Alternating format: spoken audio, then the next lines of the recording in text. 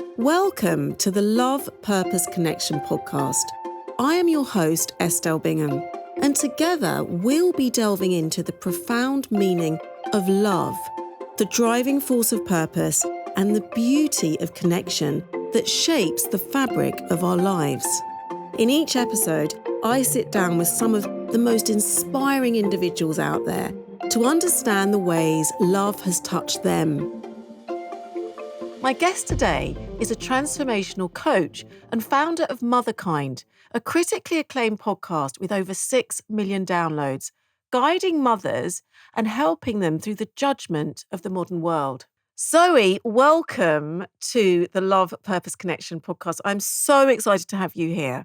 It's taken a while. We've had a few attempts at this, but it's a joy to see you. You're in Dorset. I am. Thank you for doing it remotely. I really, really appreciate it. Anything for you. And discussing today The Motherkind, your beautiful book. And I was invited to the launch of that book and I loved it. And, I love you and I love all, it's the podcast, it's sort of distillation of the many conversations that you've had with your incredibly successful podcast, Motherkind. Zoe, I see so many young mums in my practice that come and see me all the time, and they're going through something very new. Now, you've described it as an unraveling.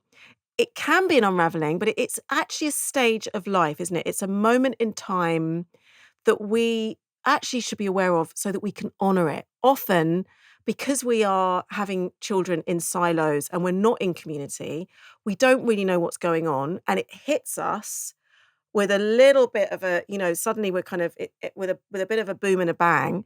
And we don't know who we are or where we are or what's really going on. Yes. So that process that you're describing is all encapsulated in one magic word called matrescence. And I had never heard of this word when I was a new mum. It was only when I was just started my podcast nearly a decade ago and I learned the word and it changed everything for me. So matrescence is very similar to adolescence. That's the quickest way to describe it and get someone to grasp the concept. So we all know in adolescence, you go through a huge life transformation. We know it takes years. We know that your brain changes, your hormone changes, your personality changes, what you care about changes. And it's a real time of kind of unraveling and then rebuilding. We all know that about teenagers. And I like to think we give them quite a lot of compassion and understanding and support. Well, matrescence is exactly the same process, but for mothers. So your hormones change significantly, your body changes significantly, what matters to you changes significantly, your friendships change, everything changes. So it's really similar to the transformation that we go through when we become adults, to the transformation that we go through when we become mothers. But it has historically kind of in modern society been undervalued, ignored, and not spoken about. So lots and lots and lots of women talk about this transition to motherhood using the words that you describe: lost, confused, don't know who I am, don't know where I'm coming and going. And you can put it all in one word. And I say at the start of my book that words make worlds. And I feel like having that word to understand the experience changed everything for me, because it really normalized that at a time when society and certainly a lot of the media had told me that I would feel nothing but bliss and joy and gratitude. And of course I felt all those things, but I also felt really alone and really unsure of myself. And I really lacked confidence. And all of my stuff, and I know you're incredible at this, was shown to me. And that is all part of matrescence. But if we don't talk about it and if we don't normalize it, mothers think, typically the mothers that I speak to think that they're failing or they're doing something wrong, or that their experience is shameful somehow. And actually, it's incredibly normal, just like we went through in adolescence. And also then how, as women, we go through during the menopause and perimenopausal, there's also those shifts. So these honourings of the stages in life, really. Back to the mothering, though, and this idea of actually just being motherkind. And I love those two words. And I love that you put those two words together. And I know, as you know, that they were the podcast title. And I remember you telling me that your publisher had said, don't put that on the book. It's not going to sell books, or what. There was some sort of controversy or around maybe using that as a book title. But it speaks volumes to what it is that we need as mothers when we are coming into that time in our lives and we are sitting with this really new part of who we are. Yeah, and it's so interesting, because I don't know if I really talked about this many times before, but that word, I was actually meditating. I was actually on a meditation course, and I had this idea for something around supporting mothers. And I went into meditation with the intention of, give me the right name. And I'd had so many that were terrible. And Motherkind dropped in. And I know you know, and your listeners will know what I mean when I say that. And Motherkind dropped in, and I hated it. I thought it sounded too soft. I didn't like it. But I thought, well, it's come to me in meditation, so I'm just going to go with it. And after a few months, of course, I realized that it was actually perfect, because what I needed most was my own kindness. And it really kickstarted a big self-compassion practice in my own life. And what mothers need most from others is kindness and compassion and understanding. So now I absolutely love it. And it is the perfect combining of two words. And I think people think of kindness and compassion as very soft. And so did I at the start. And that's one of the reasons I didn't like it. I wanted always my brand and my work in the world to be strong and empowered. And I've come to see that kindness is actually got a very strong backbone. To be truly kind to someone, not nice, takes a lot of direct communication. And to be kind to yourself takes huge resolve, particularly if you've been conditioned in doing the opposite, which might be pushing yourself to burnout, always deciding that what you're doing isn't enough, having a really loud, critical part of you.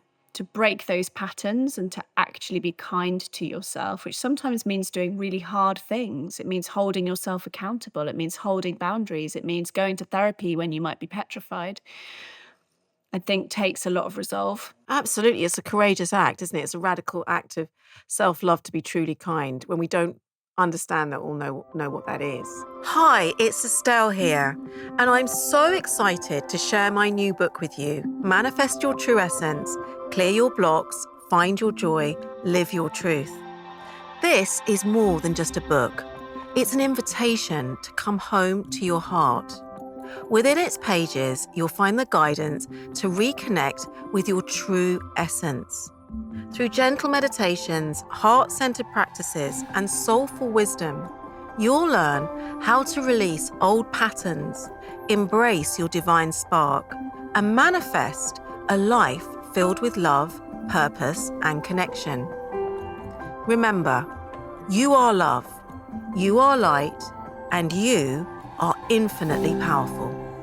So I love this idea of the leveling, and I call it the grand leveling, when women have children, and you talked about burnout or sort of, overachieving. We go into the world and we have this idea that we can have it all. We go and get these incredible careers and they're fantastic and amazing and, in whatever area. And then we have children, our first child, and suddenly it's like the great leveler. It's the grand leveler. It's like we're back to ground zero. And a lot of those coping mechanisms will not work, right? So we have, there's this invitation to journey into something more, journey beyond what it was, how we've been conditioned. How do you feel? One of the big things that you talk about in the book, which is amazing and it's obviously a piece, is the perfectionism piece. How do you feel that shows up in this idea of not being a good mum? So we've been really, you've gone to university or just highly, driven and purposeful in the world, and then you come suddenly first 6 months of having a baby or 9 months or a year, or I remember for me it was like a couple of years in, and I'm like, this idea of this is a different set of tools, like this is a different way of being in the world, like those coping mechanisms will not work with this experience.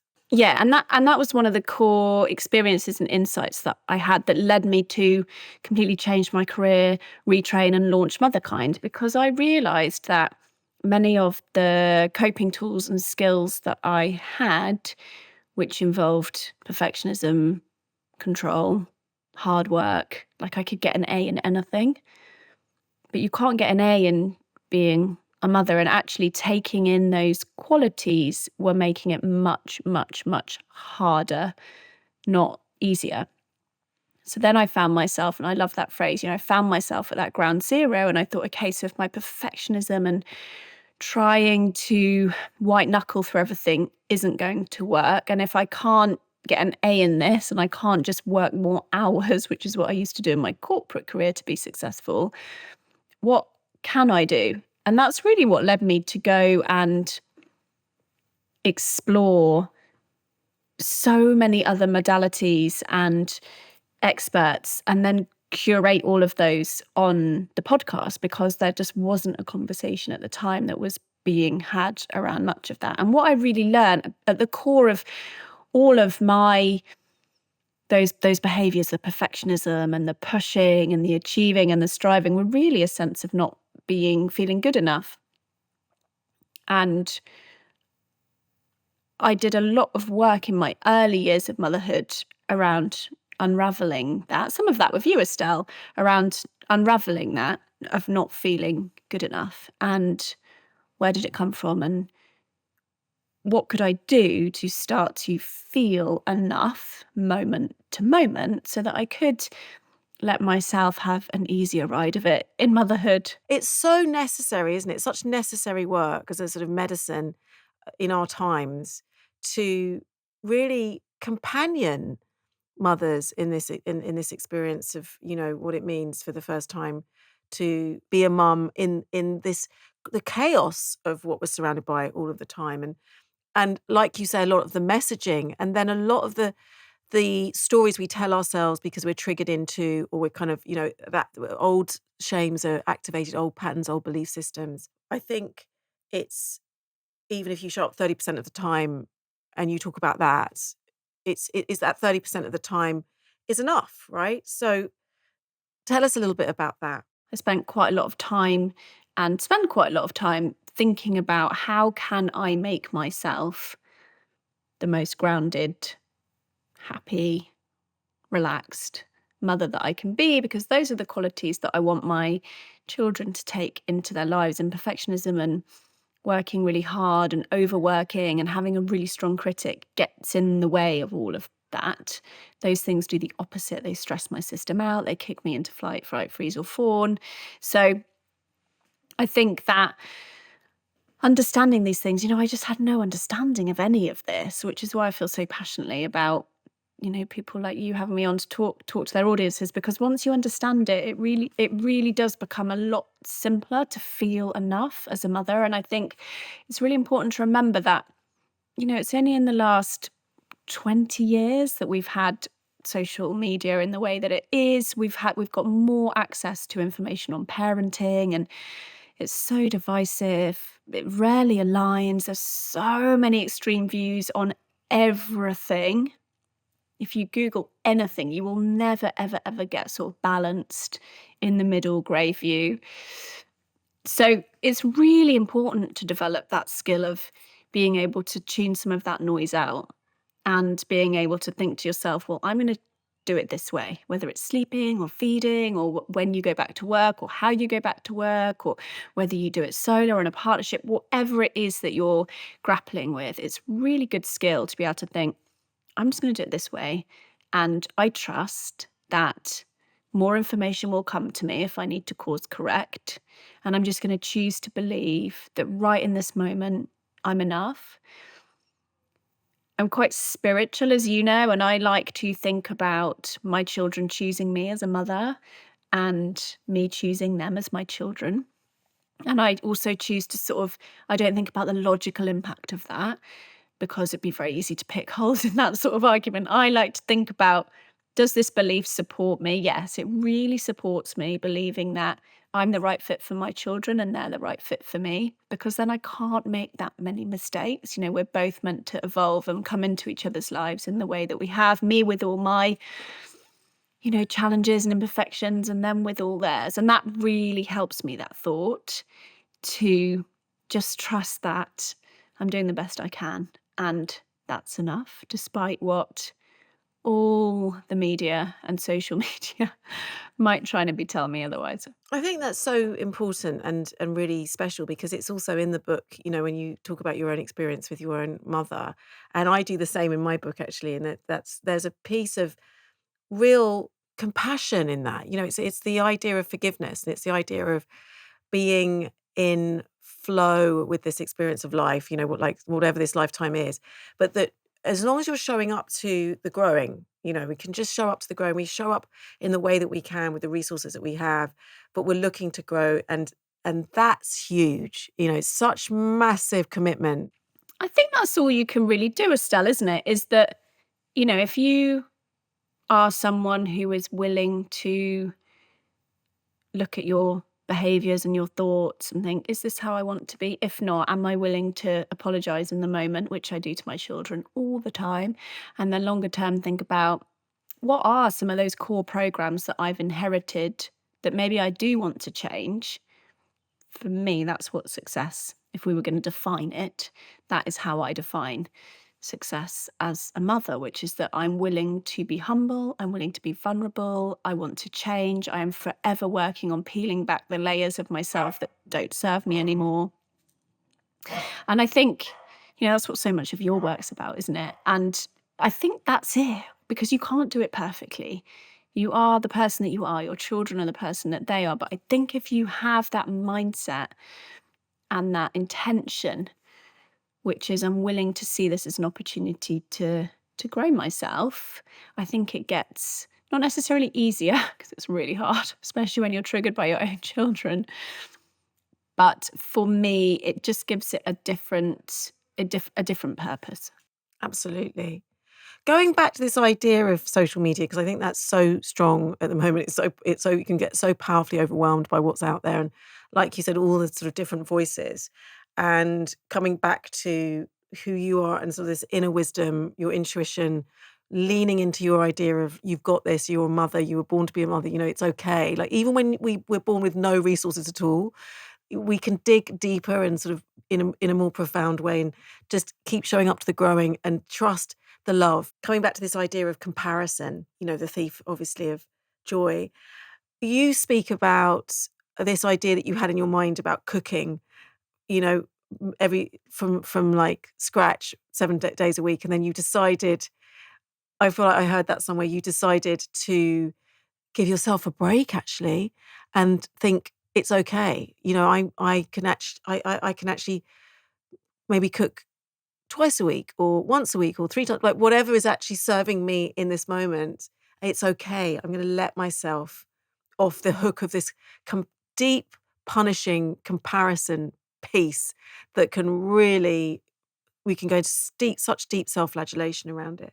Because if you are a mother or a woman who has that tendency to want to do everything that you do to 100%, before motherhood, I think you can handle that to some extent.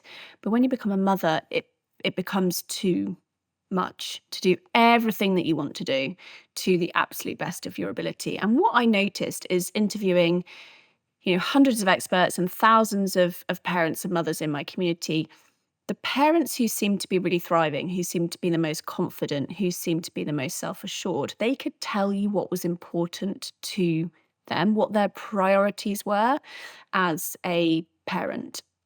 And I think that's so accepted wisdom in other areas. At work, we're expected to know, what are your priorities? What are you working on? Even in self-development, what are your priorities? What are you working on? In your relationship, there's so many areas. But for some reason, when it came to parenting and raising children and mothering, no one really had seemed to, certainly that I spoke to, was speaking in that way. So I thought to myself, okay, I'm going to test this out myself first, as I do with everything. What is really important to me? What is my most important value with my children, and it was definitely around emotional health. I just really wanted to raise children who felt confident and resilient, and when they didn't, had the skills and tools to develop those things. And I really thought about, okay, how important is homework and school to me? How important are all these things? And I sat with my husband and we did the same sort of exercise together, because then what that enabled me to do is actually put energy and focus and intention on the things that were important to me and deprioritize some of the things that weren't. So, of course, in an ideal world, I'd want to prioritize everything, including what we were eating and nutrition. But that's an impossible. You have to make trade-offs and priorities. So I am going to cook less from scratch. I am going to be quite flexible about homework. And I've agreed that with the school. But I am going to absolutely, to the best of my ability, support them emotionally. And it takes quite a lot of confidence to do that, because there's so much content, and you could read books telling you that I've got it wrong, and I should be focusing, I should be cooking all these meals from scratch, and I should be focusing far more on that academics. But I think that again is an impossible bind. And so what has really freed me from the bind of feeling like a failure is knowing what really matters to me. And of course that will change, and it has changed to some extent over time. But I think even asking that question is really powerful. I think that's a game changer. It really is. It's also a moment where we take stock, we reflect, giving yourself permission to think about your values. And this idea of looking back and thinking about, what would your child say? What would you have said? Ultimately, it's about presence, isn't it? So that commitment to the emotional showing up, which became sort of almost first and foremost. And how do we do that? Well, we don't do that by running around the supermarket thinking, I've got to get some, broccoli, or I've got to make sure that they're eating kale, or I'm doing that, and running yourself ragged. It comes from pacing yourself, being gentle with yourself, listening to your own rhythms, and trusting those rhythms. Like you say, there's a confidence piece in there too. Yeah, I think it's really important, whatever is important to you, to have the confidence to really take your limited and deeply precious resources and time and put them on what actually matters. And remember that this time is so precious too, right? Because we can really forget that. Yeah, and it's so difficult, isn't it, that kind of presence conversation, because the reality is, in today's economic climate, so many parents, if they're both have to work, often full time. Mothers, if they are self-employed like you and I, there's no support. So if you have mortgages, bills, you have to get back to work. So I think it's such a fine line to tread, having that intention of wanting to be present, but also the economic realities in which we're raising our children. And what really changed the game for me was understanding the difference between being there and being present. Because I've had periods in my life where I've worked a lot, never 5 days a week, but certainly 4 days a week. And I've had times when I've been at home with the children all the time. And I can say that when I was at home with the children all the time, the quality of my being there was not as strong as now that I work 4 days a week, because I'm far more intentional with my time. So there is such a difference between being there and being truly present. Such a nugget. I love that. Going back to Motherkind, you obviously spoke to experts, parents, but I want to hear, and I know that all of the experts were amazing, but was there one moment that you're kind of aha moment where with one of the experts that really changed the game for you? There is a few. I think the first one was Dr. Gabor Mate. I had a feeling you were going to say him. Yeah. I think just because I was pregnant as well. I was 5 weeks pregnant, but I hadn't announced it, so it felt a really precious time in my life. And that episode really helped me to take what he talks about, which is kind of deep-rooted psychology, and he's a trauma expert at his core. And so to hear him talking about what we can do with our children to not pass on the things we might not want to pass on, but he puts it so brilliantly in a societal context. And he was the first guest that really did those two. And that inspired my work from then on. And I thought, I will never talk about the micro. I'll never talk about the individual without also talking about the context that we're operating in. So that changed me personally and professionally. Glennon Doyle, who I spoke to, again, a pivotal moment in my life. I had a 4-month-old and a 5-year-old, and it was in lockdown. It was in May 2020, which was the first lockdown. And I was really struggling. I was keeping the podcast going, but behind the scenes, it was really tough going. And that conversation really helped me to think about being a model and not a martyr. Right. I don't know if you know her, but I've loved Glennon Doyle's work for She's incredible. I love Glennon Doyle. I've loved her work for a long time. She's wonderful. Those two really stick out. There's been many, many, many others, but those two really stick out.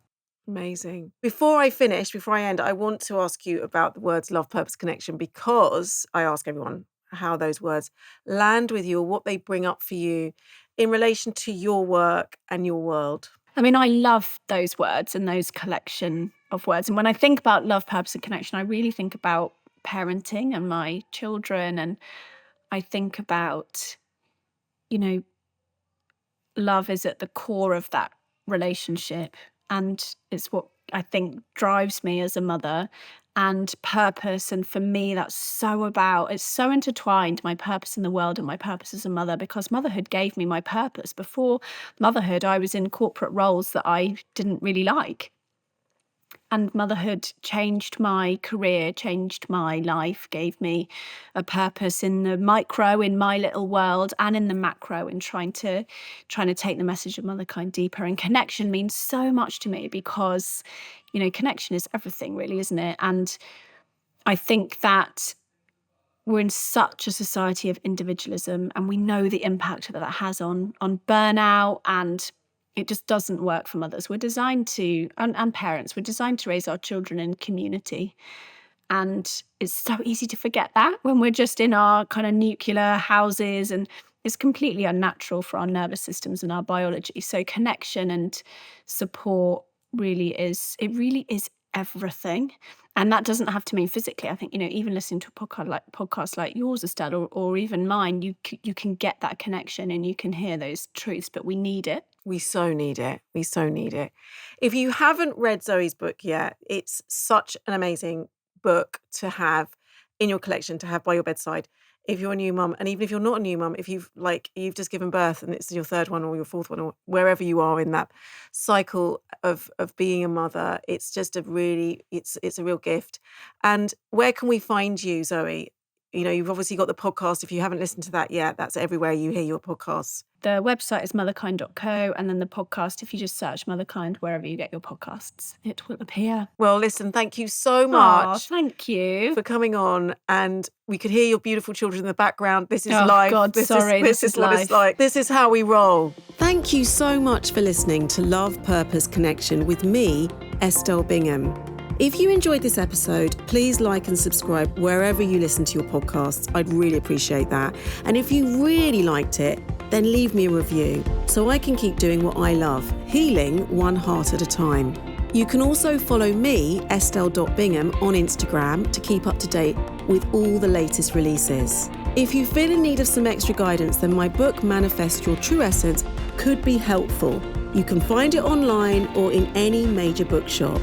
In the meantime, thanks again for listening, thanks again for watching, and I will join you on the next episode of the Love, Purpose, Connection podcast.